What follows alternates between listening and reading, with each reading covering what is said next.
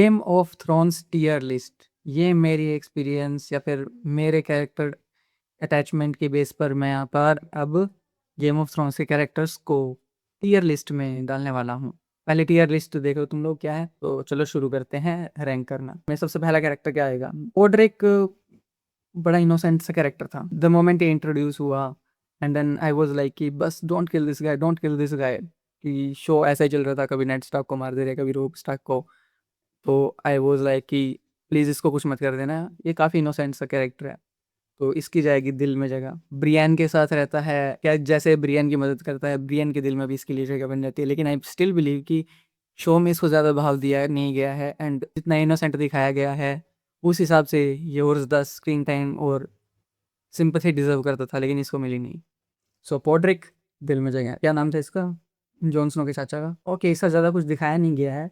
इसने लास्ट में और काम कर गया है ये जॉन स्नो को बचा के। इसका ज़्यादा कुछ है नहीं इस सीरीज़ में, तो इसको। लेकिन यार इसका जो सीन है ना, जैसे जब ये जॉन स्नो को बचाने आता है वहाँ पर आई वाज लाइक कि यार क्या कड़क कैरेक्टर है।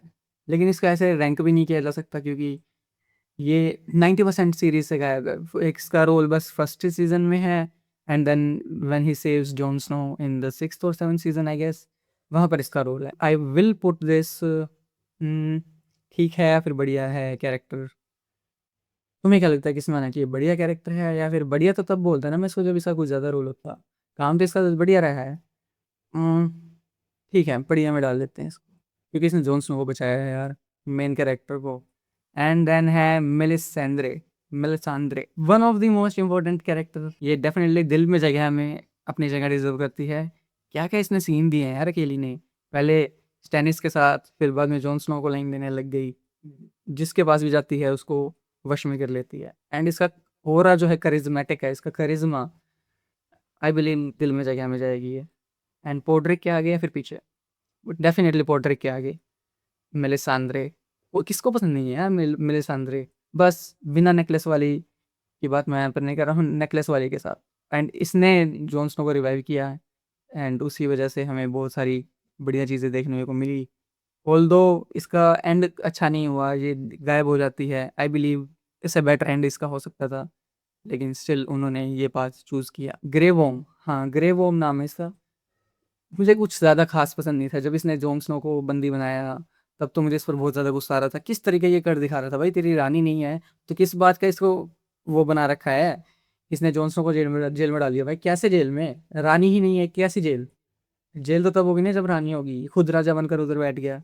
आई बिलीव इसने कुछ लड़ाई वड़ाई में सीन तो दिए हैं, लेकिन इससे ज़्यादा कुछ मुझे हिट नहीं करते, तो मैं इसको डालूंगा। ठीक है, मैं फालतू भी नहीं है।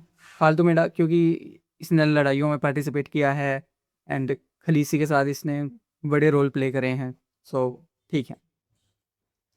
एंड टोरमंड, आई बिलीव अगर मुझे सही से नाम याद है तो ये टोरमंड ही है। टोरमंड ये जाइंट की बीवी के साथ भी सोया हुआ है। इसने जो कॉमेडी से जान फूकी हुई है पूरे गेम ऑफ थ्रोन्स में। He is such a great character and good character. शुरू में जॉन स्नो के साथ नहीं होता, लेकिन बाद में ये जॉन स्नो का बहुत बढ़िया दोस्त बन जाता है। एंड इसको भी मैं रखूँगा दिल में जगह है में, मेलिसांद्रे से पीछे, लेकिन पोड्रिक से आगे। I think Valar Morghulis. ये भाई बहुत बोरिंग बंदा था, क्यों इतना पसंद करते हैं? आई हेट दिस का यार। इसने तो बहुत बोरिंग चीज़ बना दी थी सीरीज़ को। पूरा आर्या स्टार्क का जो आर्क था कितना बोरिंग था। भले ही लास्ट में जाकर वो जब उसका वहाँ से निकलने का टाइम हो गया वलार मोरगुलिस वाली जगह से, तब जाके उसका आर्क इंटरेस्टिंग हो गया था। लेकिन जैसे ही आर्या इसके पास गई, सब कुछ इतना बोरिंग हो गया, देखने का मन भी नहीं कर रहा था। ये वलार वाला आदमी तो आर्क बिल्कुल भी मुझे पसंद नहीं। तो आई विल से कि डिलीट। लेकिन यार इसने आर्या को बचाया भी था, तो डिलीट में तो नहीं रख सकते। फालतू फालतू भी नहीं कह सकते क्योंकि इसने आर्या को बनाया। ठीक है, ग्रे वॉर्म से ग्रे वॉर्म से आगे रख देते हैं। यस, क्योंकि ग्रे वॉर्म से तो ज़्यादा इंटरेस्टिंग था इसका आर्क। ग्रे वॉर्म तो बिल्कुल ही साइड कैरेक्टर है, इसने कुछ किया ही नहीं है, बस चमचागिरी करता है। एंड ऊपर से जॉन स्नो को बंदी बनाया तो। और वलार मोरगुलिस वाला जो बंदा है, बढ़िया। ठीक ठीक, मतलब इतना ही बढ़िया नहीं वो। भाई साहब जॉन स्नो ऑलरेडी गोट। कोई जॉन स्नो ही है ना ये? Yes, he is Jon Snow. Battle of Bastards and वो फिर नाइट किंग से फाइट, एंड लास्ट में फिर वो सबसे भिड़ जाता है, आराम से बोल्टन को मारता है, ढेर सारी चीज़ें हैं, इसको ज़्यादा कुछ बताने की ज़रूरत नहीं है, इसने खलीसी को भी पुल कर लिया। लेकिन एंड में जो किया गया इसके साथ, इसका जो नर्फ किया जॉन स्नो को सीज़न 8 में, क्योंकि इसने खलीसी को मार दिया, तो कौन होता है ग्रे वॉर्म इसको जेल में डालने वाला? इसने ये मर के ज़िंदा हुआ है और ग्रे वॉर्म ने इसको जेल में डाल दिया। आई बिलीव यार इसका एंड बहुत गलत हुआ, लेकिन स्टिल जो भी इसने दिया वो गॉट कैटेगरी में जाएगा। He is the GOT. Renly Baratheon, yes, Renly Baratheon बड़ा आर्क नहीं था, लेकिन ये बहुत इरिटेटिंग हो रहा था बीच में इसने, लेकिन इसने मार्जरी के साथ जो किया मुझे बिल्कुल अच्छा नहीं लगा है। You literally have Margaery with you, why you have to be a gay? तो ये मुझे बकवास लगा, तो मैं इसको डिलीट दिस में कर दूंगा, क्योंकि इस कैरेक्टर की कोई ज़रूरत नहीं है, बहुत ज़्यादा इरिटेटिंग रहा है। शुरू में रोबोट को भी छोड़ के चला गया, ना ही ये स्टैनिस को हरा पाया, ना ही ये रोबोट को कुछ कर पाया, तो ये बिल्कुल लूज़र है, अपने भाई को छोड़कर भाग गया, कुछ भी नहीं कर पाया। खलीसी सीधी जाएगी गॉड टीयर में। The mother of dragons, the unburnt, आग में से बिना जले बाहर आ जाती है, 3 ड्रैगन की माँ, नाइट किंग को टक्कर देने वाली, किंग्स लैंडिंग को तबाह करने वाली, सारी चीज़ें इसके पास हैं, तो easily got. Brandon Stark, I would say कि तू है ही क्यों? वो इसलिए शो के शुरू से इसको टीज किया जा रहा है कि ये 3 आइड रेवन है, इसको मैंने पहले ही टीयर में डाल दिया कि तू है ही क्यों इसमें। तो शुरू में दिखाया गया कि ये गिर जाता है, इसको मतलब धक्का दे दिया जाता है, फिर ये क्रिपल बन जाता है, क्रिपल हो जाता है, फिर इसकी वहाँ से एक जर्नी शुरू हो जाती है कि ये 3 आइड रेवन बनने के लिए, वो पूरी आर्क थी ही इसलिए कि ये 3 आइड ड्रैगन बन जाए और फिर पास्ट में जाकर देख सके जो जॉन स्नो है वो टारगेरियन है, और मतलब वो एक स्टार्क भी है और एक टारगेरियन भी है, ब्रैन सबको आके ये चीज़ बता सके, इसलिए उसकी ये पूरी आर्क बनाई गई। लेकिन लास्ट में क्या होता है कि किसी को सबको बताया भी नहीं जाता है, बस गिने चुने कुछ लोगों को बताया जाता है, वो भी हमें दिखाया नहीं जाता है कि किस तरीके से वो बताता है, सांसा को कैसे बताता है जॉन स्नो, उनका क्या रिएक्शन रहता है, शो में दिखाया ही नहीं हुआ होता। तो क्या फालतू बन जाता है इसका ब्रैन का, उल्टा जॉन राजा भी नहीं बनता है, जॉन खलीसी को मारने के कारण उसको एक्साइल कर दिया जाता है। वॉट, कोई कंक्लूजन ही नहीं बना इस चीज़, मतलब कोई मतलब ही नहीं बना इस चीज़ का, फिर क्यों बनाया इसको 3 8 7? क्यों इस आर्क को इंट्रोड्यूस किया गया कि आगे जाकर बताएगा कि जॉन स्नो ही टारगेरियन है?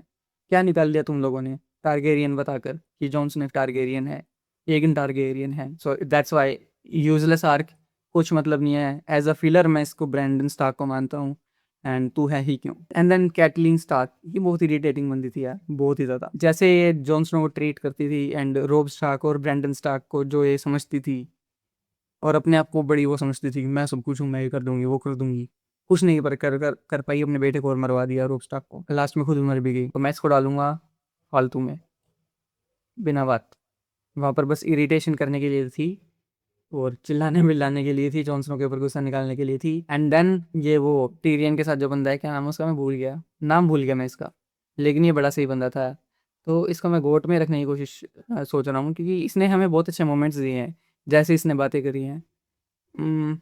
दिल में जगह है मैं रखता हूँ, चलो मैं कोर्ट में तो बहुत ज़्यादा हो गया ना, तो इसको मैं दिल में जगह है, लेकिन मेलिसांद्रे से आगे इसने यार क्या बढ़िया बढ़िया मूवमेंट दिए हैं यार।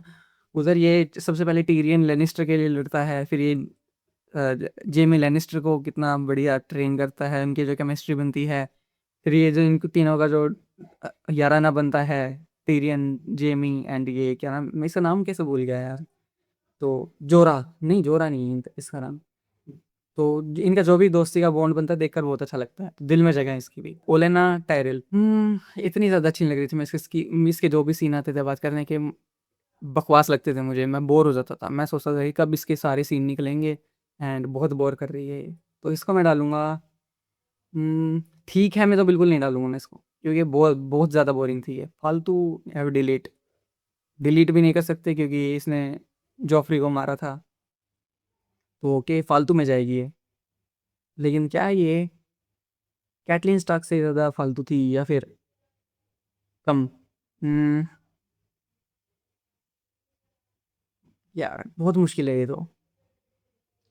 ओके, कैटलीन स्टार्क से कम फालतू थी, तो कैटलीन स्टार्क से आगे रखता हूँ मैं इसको, ठीक है, कैटलीन स्टार्क ज़्यादा फालतू लग रही थी मुझे। एंड देन फ्रे, इसने रोब स्टार्क को मारा, इसने धोखा दिया रोब स्टार्क को। यार मुझे इतने नाम क्यों नहीं याद आ रहे, क्योंकि मैं वीडियो के कारण भी ज़्यादा नर्वस लग रहा हूँ।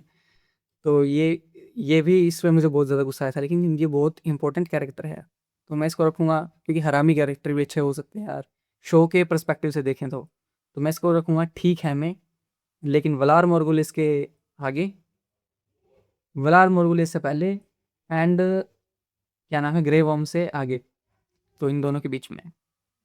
एंड देन गोस्ट, यस, ये जाएगा स्ट्रेट अप गॉड टियर में। गोस्ट ही है ना ये जॉन स्नो वाला, तो स्ट्रेट अप जाएगा गॉड टियर में। जॉन स्नो गॉड है, उसका वुल्फ भी गॉड ही रहेगा, इसके ऊपर ज़्यादा एक्सप्लेनेशन की ज़रूरत भी नहीं है। और जो इनका जॉन स्नो और गोस्ट का जो मीटअप होता है, वो देख कर तो भाई दिल पिघल जाता है। And then this guy, who is this, ये इसका नाम मुझे बिल्कुल पता नहीं है, मैं बिल्कुल भूल चुका इसका नाम तो। लेकिन ये जेमी से बात करता है कि तुमने कितने लोगों को बचाया है, वो सीन कितना बड़ा इकोनिक है। वहाँ पर फिर जेमी रिप्लाई करता है कि I have saved 500,000 lives, population of King's Landing. तो ये बस इसको ये मैं इसको इसलिए वो कर रहा हूँ कि इसने ड्रैगन को मारने के लिए वो हथियार बनाया है, ये सरसी के साथ ज़्यादा था, सरसी को सपोर्ट करने के लिए था, तो मुझे इस पर गुस्सा बहुत आता है। तो ये इतना भी बढ़िया कैरेक्टर नहीं है, तो मैं इसको ठीक है मैं रखूँगा, लेकिन ग्रे वॉर्म से, ग्रे वॉर्म इससे ज़्यादा इंपॉर्टेंट है, ये इतना ज़्यादा इंपॉर्टेंट नहीं है, तो नहीं, इसको फालतू में रखना चाहिए, लेकिन हाँ ठीक है, फालतू में, ओलेना के बाद, हाँ। And then who is this, I can't say it यार, जो सर बैरिस्टन जोफ्री को छोड़ के आ जाता है, if I am not wrong he is that only, I can't say it यार, बड़ी भी नहीं हो रही है ये फोटो, हाँ ये वही लग रहा है, सर बैरिस्टन। ठीक ठाक कैरेक्टर था, तो इसको मैं ठीक है मैं रखूँगा ग्रे वर्म से पीछे, क्योंकि लेकिन इसकी हिम्मत की दाद देनी पड़ेगी, जो ये जोफ्री को छोड़ कर आया है वहाँ पर, इसने फिर कहा कि मैं तुम सब लोगों से अभी भी अच्छे से लड़ सकता हूँ, तुम लोग कुछ भी नहीं हो मेरे सामने, फिर वहाँ पर छोड़ कर ये खलीसी को सर्व करने के लिए आ जाता है। सो गुड जॉब, ठीक है, लेकिन ग्रे वूम से पीछे रहेगा। देन ब्रियन ऑफ टार्थ, बढ़िया कैरेक्टर, लिटरली जेमी के साथ जो इसका आर्क चलता है, कितना ज़्यादा इंटरेस्टिंग आर्क चलता है। फिर ये किंग्स लैंडिंग में भी रहती है, ये फिर ओड्रिक के साथ भी रहती है, थोड़ी बहुत इरिटेटिंग हो जाती है, क्योंकि लगता है ये ज़्यादा ही सबमिसिव टाइप की लगती है, कि सांसा आपकी माँ को मैंने वचन दिया था, और आई प्रोमिस्ड योर मदर कि I will keep you safe, वो सारी चीज़ें ज़्यादा कर रही थी, तो मैं इसको बढ़िया में रखूँगा, लेकिन पीछे, जॉनसनो के चाचा से भी पीछे।